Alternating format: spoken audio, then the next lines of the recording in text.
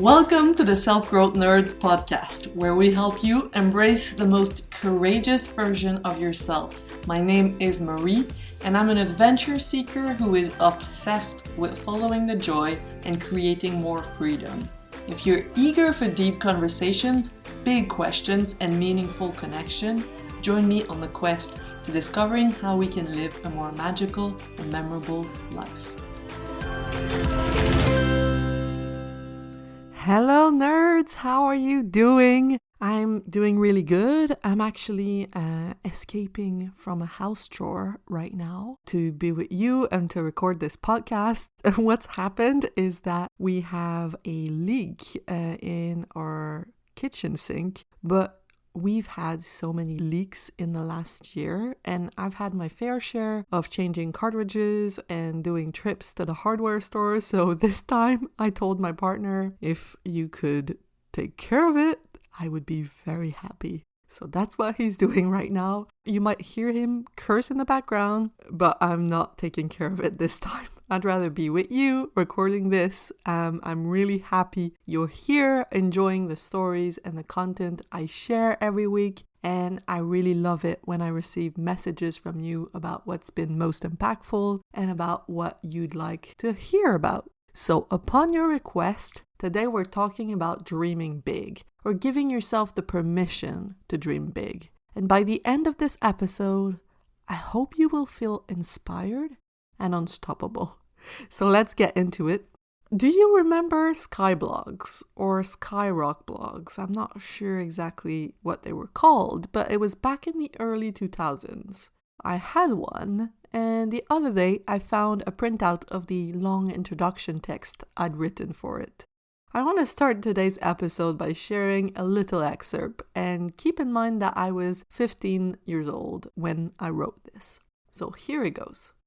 I am an artist! Exclamation marks. I am very, very creative, and I have a lot of imagination, especially in the middle of the night. I love to draw and to write very much. I write poems and I write songs.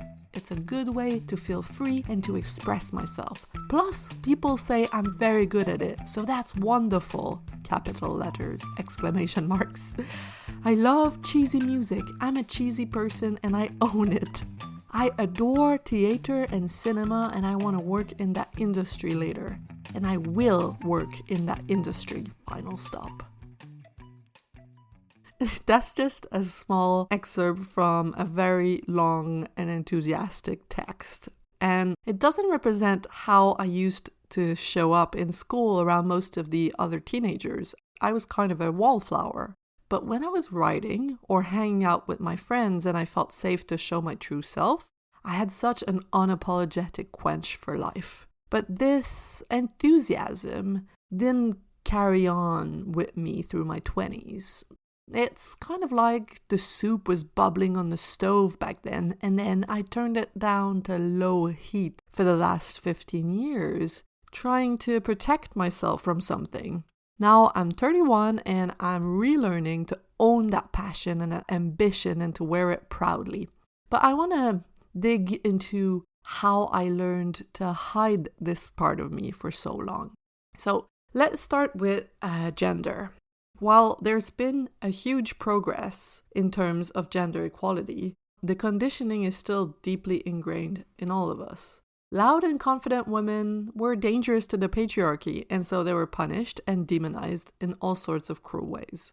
For generations, it's been safer for women to stay quiet and to follow along with the crowd. It still is in many families, neighborhoods, and whole corners of the world. And even if we're lucky to live in the safest and most progressive parts of our planet, this survival instinct still reacts to the fear of being demonized for speaking up.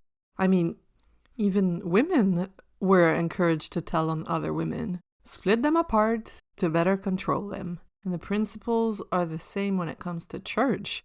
Telling people that they would go to hell if they sinned was a useful strategy. I mean, it's much easier to control people who are able to punish themselves into compliance before you even have to lift your little finger. So, me quieting my enthusiasm at the end of my teenage years and into my 20s had a lot to do, I'm sure, with seeing people, men and women, be suspicious of confident and successful women. We've all heard things like, she's so obnoxious, she wants attention, who does she think she is? She's trying too hard, right? In her book Up Lake, Ana Maria Spagna writes a beautiful essay that speaks to this point. It's called Post-Trade. It's about the impact that the widely successful book and movie Wild had on the Pacific Crest Trail. Spagna lives in Stehekin, which is the last village on the PCT. So her community and herself saw a big difference before and after the book came out. And that came with a lot of conversations about the book and its author, Cheryl Strayed, who in the book tells the story of how she hiked a portion of the trail in the 80s. In her essay, Spagna writes that, quote, "At first, I'd happily engage. I'd explain what I admired. But clearly my enthusiasm disappointed people. They wanted me to scoff, or better yet, to tear into Cheryl Strayed." She adds that after a while, she desperately wanted to avoid those conversations, but she couldn't. "I had to keep defending the book," she says, "because this was madness. Misogyny seemed to lie at the heart of it, and more of the haters were women." Same thing happened with Hillary Clinton and with Elizabeth Gilbert after writing Eat, Pray, Love, and that's just to name a few. According to Spagna, the hate doesn't come from the jealousy of success so much as the near outrage we feel towards anyone who knows, even for a short time, exactly what she wants and turns herself, body, and soul to the task. So that doesn't help, and also we are so good at punishing ourselves for all kinds of reasons. For taking too much space, for example. Assessing if we've talked too much in a conversation or not enough. I hope I wasn't annoying. I should have given others more space. Or the opposite. I hope they don't think I'm boring. I should have spoken up more. We feel guilty for not working out, for taking too long to come during sex, for taking too long to reply to a text, and the list goes on. Now, I have a question for you. What parts of you are purely you versus constructions of who you think you ought to be? Do you do the work that you do because you truly want to go in that direction, or because you thought that's what you were supposed to do? I saw the movie Uncorked recently on Netflix. It's about Elijah, a black man in Memphis who wants to become a master sommelier instead of taking over the family barbecue business. It makes sense for him to follow in his father and his grandfather's footsteps. It's the quote-unquote right thing to do, according to many characters in the movie. But Elijah is growing frustrated with that path and just wants to follow his dream to work in the wine industry. And the story is similar in the movie Hillbilly Elegy, also on Netflix. It's about JD, a guy who wants to become a successful lawyer but has a hard time freeing himself from his family's history with poverty and with addiction.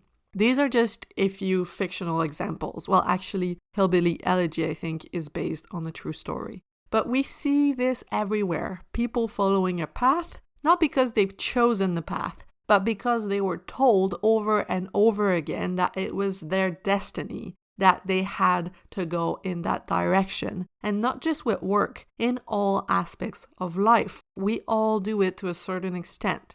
Socrates said that the truly free individual is free only to the extent of his own self-mastery, while those who will not govern themselves are condemned to find masters to govern over them. We need to ask ourselves powerful questions to make sure we are the governors of our own lives. So here are a few more questions before we move on. Do you stay at your job because you want to or because you think you have no choice? Do you dress the way that you dress because it makes you feel good in your skin or because that's just how it should be? Do you hang out with the people you hang out with because they're great company or because that's just how it's always been? Are you in the relationship that you're in because you wholeheartedly chose that person, or because it just makes sense and it's been a while and you don't want to unsettle things?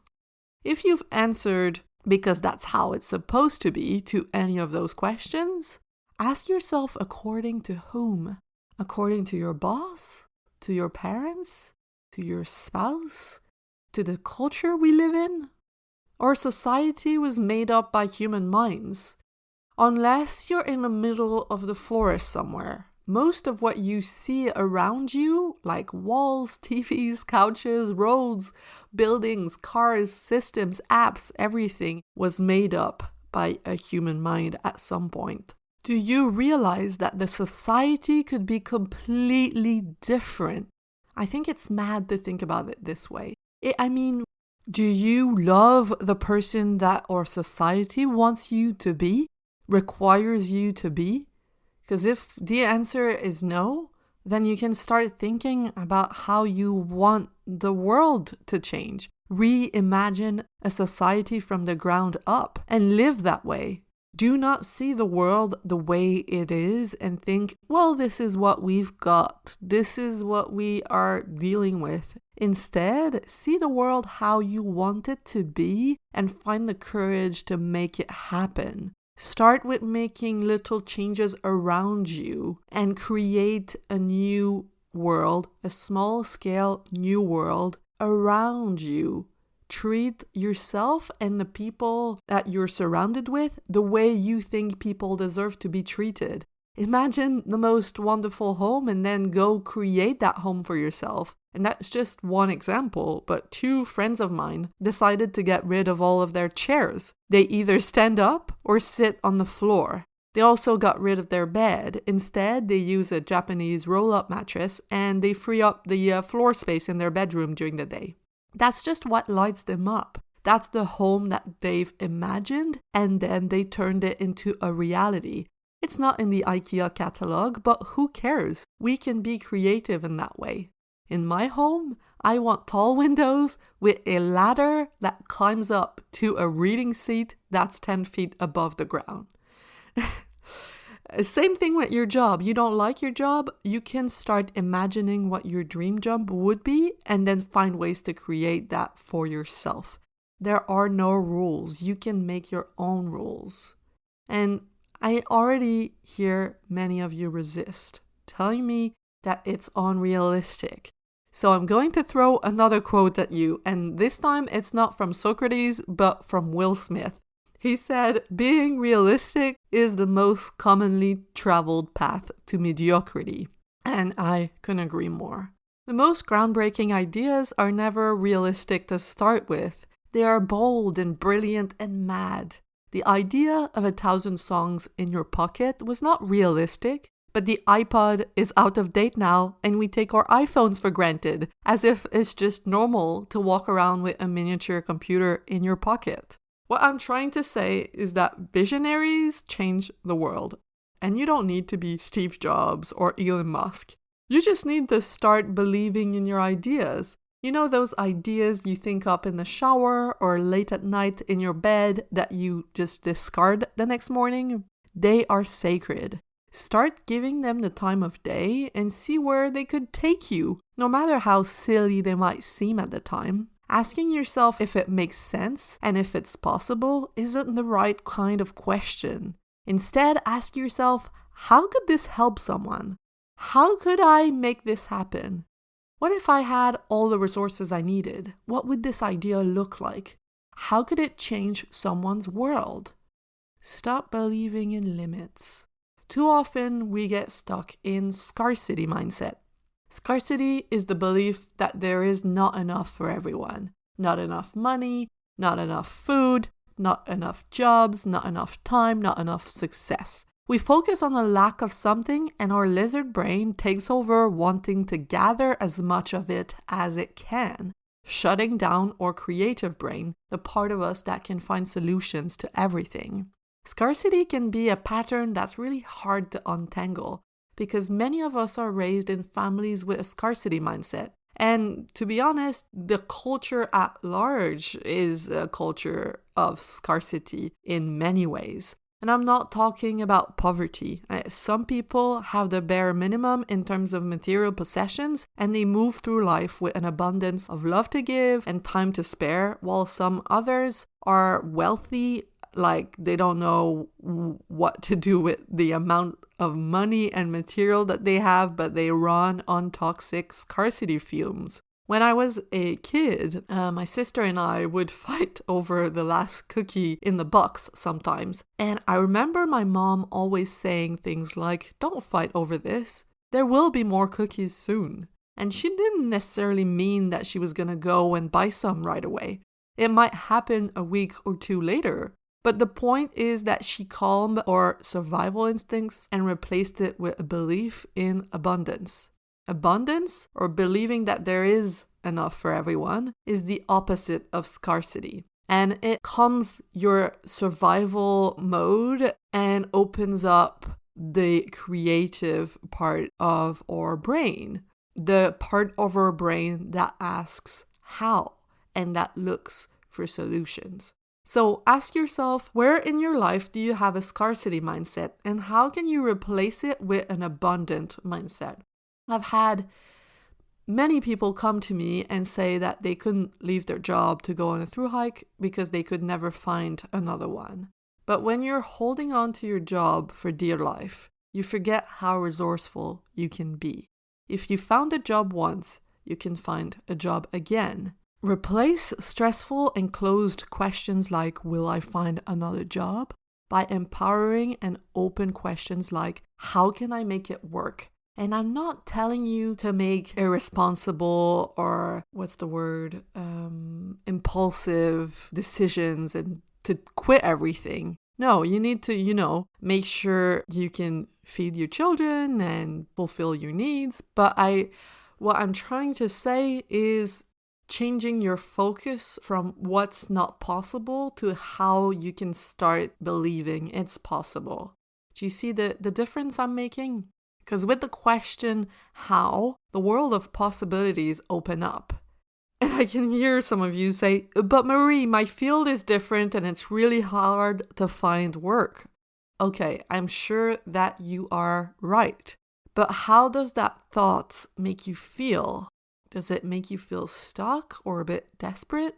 Can you instead start thinking about how you can stand out in your field, for example? How you can make yourself indispensable? If a project or a dream is important to you, ask yourself how you can make it work. You don't know what you don't know, so don't act like you already have all the answers. There's lots of answers out there that you have no awareness of yet that could make things open up for you. Another example, I live in Montreal, where it's getting increasingly hard to find an apartment. Every time a decently priced place appears, like 100 people go to visit, and it's a war for who's going to be chosen. My friend Audrey has been in that situation a few times and managed to put her hand on amazing deals twice. How did she do it? By asking herself how she could stand out. While most people sat and complained about how hard it is to find a place in the city. For the last apartment, she wrote a handwritten letter to the owner telling them about her life. The owner was probably charmed, and she stood out from the bunch with her warmth and her humanity. When I was a freelance graphic designer, it happened very often that I didn't know where money was going to come from in 2 weeks' time. I practiced telling myself, "I will be fine, I trust life to bring me work." Those words made me feel calm and confident, and this feeling of calm and this feeling of confidence allowed me to stay alert to the opportunities and to come up with ideas. I always managed to catch a gig in time. Once I even left a plant in front of an agency's door with a handwritten note. They didn't hire me then, but they did a few years later. It's kind of like when you're packing for a trip. If you're nervous and running all over the place, you're definitely more likely to forget stuff at home, right? Scarcity mindset is what often keeps us from achieving our goals. What if we get fired for being bold? What if our business fails and we run out of money? What if we succeed and we lose our friends along the way? What if we follow our dream and our partner leaves us? These are all thoughts rooted in scarcity that keep us from dreaming big. Now, don't get caught up in thinking, yeah, but it's easy for you to say from where you are standing. And yes, I acknowledge my privilege for sure.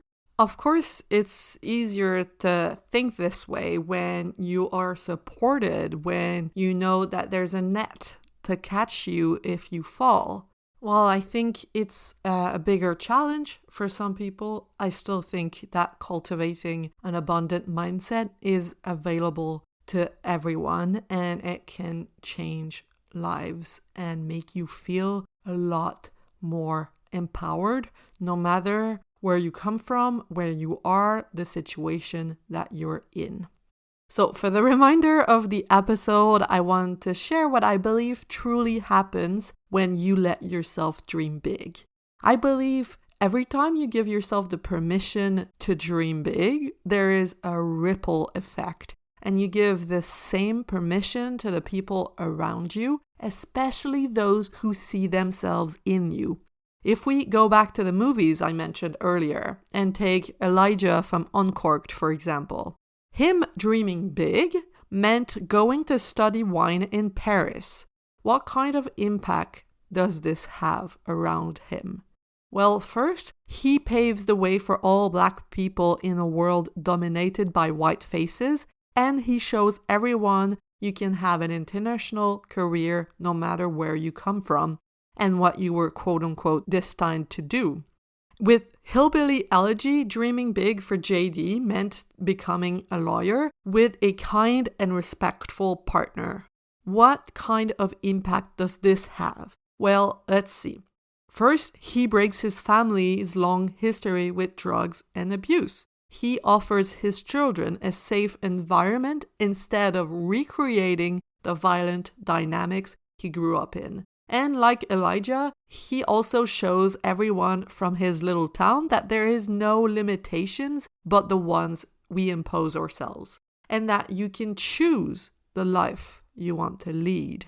Yes, it requires courage, but you can always choose different. 5 years ago, I gathered the courage to break up with my partner, who I was living with in London. I had to leave everything we'd built together and come home and start again. When I did that, and I told my friends, and I hopped on the plane, something crazy happened.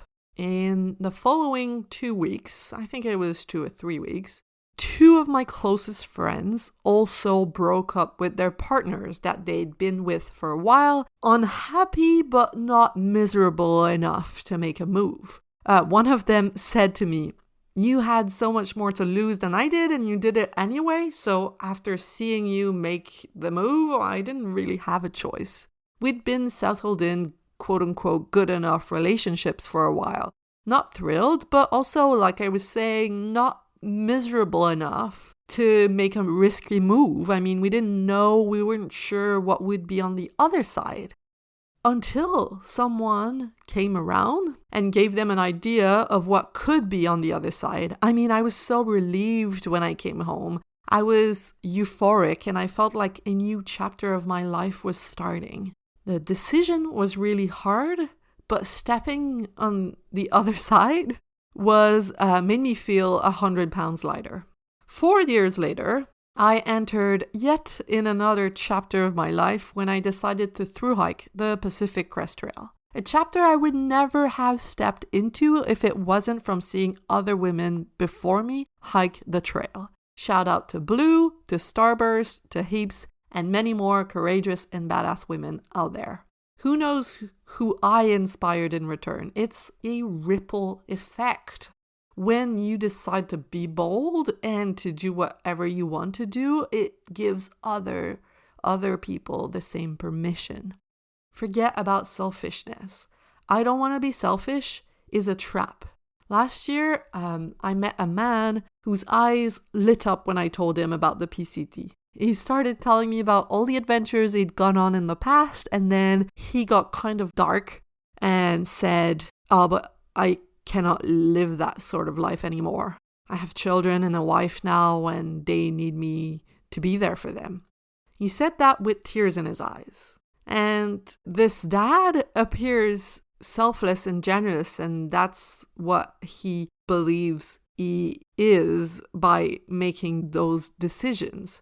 But I wonder if his daughters can see the sadness on his face, and if they will grow up to become women who allow themselves to be exactly who they want to be, or will they follow their dad's example and make sacrifices for other people's benefits? I'm not saying don't take care of your family. That's not what I'm saying at all. I'm saying write your own rules and write them so you can be fulfilled as well, because your joy will radiate. And like Carl Jung said, there is no greater burden on a child than the unlived life of a parent. If you don't believe it's possible to go on adventures with your family, just look up the family from Fight for Together on YouTube. They're called Ben and Cammie Crawford, and they have 6 children. They thru-hiked the whole Appalachian Trail together as a family. So they're an example of what's possible. And of course, you don't have to be as epic as this, but there's all kinds of ways to do what you love and to also have a family. I mean, what's most important to you? How can you love and show up for your partner, for your family, for your community in a way that also honors yourself? When I was a kid, my dad worked hard at building my parents' business, and he was not always present. He would be there in the most important moments, and he would make a point of creating times for amazing family holidays. But he was not always there, on regular moments like Tuesday night dinner, Wednesday bedtime story. But do I have less of a bond with my dad today? Not at all. I look up to him and we're super close. He and my mom have their own life and projects and friends because they never forgot themselves for us. Now, don't get me wrong. You can 100% decide you want to be a very present parent, just as long as it's an intentional choice and it's not just because that's how it's supposed to be. You can be a parent and keep your integrity. Same thing with being an employee. You can be an employee and keep your integrity. You can be a partner and keep your integrity. There are more than one ways to be in the world. What is most important to you? I repeat this question again. Nothing is set in stone. And as long as you're not intentionally hurting people, there is no right or wrong way to do things. There is enough love, time, jobs, money, food, and water for everyone. And instead of arguing with me or with yourself about whether that's true or not, get busy making it true. Stop looking for what's missing in the world and start focusing on what you have, which is a brilliant capacity to find solutions and to create more in the world. What you focus on will expand. So be brave enough to let yourself dream big so that you can grow and inspire others to follow in your footsteps. If we raise the standards we have for ourselves, we raise the whole planet's standards. So that's it for today. My rant is over. I hope you resonate with what I've talked about today. And of course, you can take some things from me and leave the stuff that doesn't resonate with you. I don't hold the truth. It's just what I believe, and you're allowed to disagree with me. So if you want more, you can follow me on Instagram at selfgrowthnerds, and I will be back with you next week for the episode number 10. It's a very special one. And in the meantime, you can look at your life and see what part of it was dictated by what you thought you were meant to do and be, and start writing a new story for yourself. Have a great week, and I hope you will surprise yourself and inspire those around you by showing up as you truly are. See you next week. Bye-bye.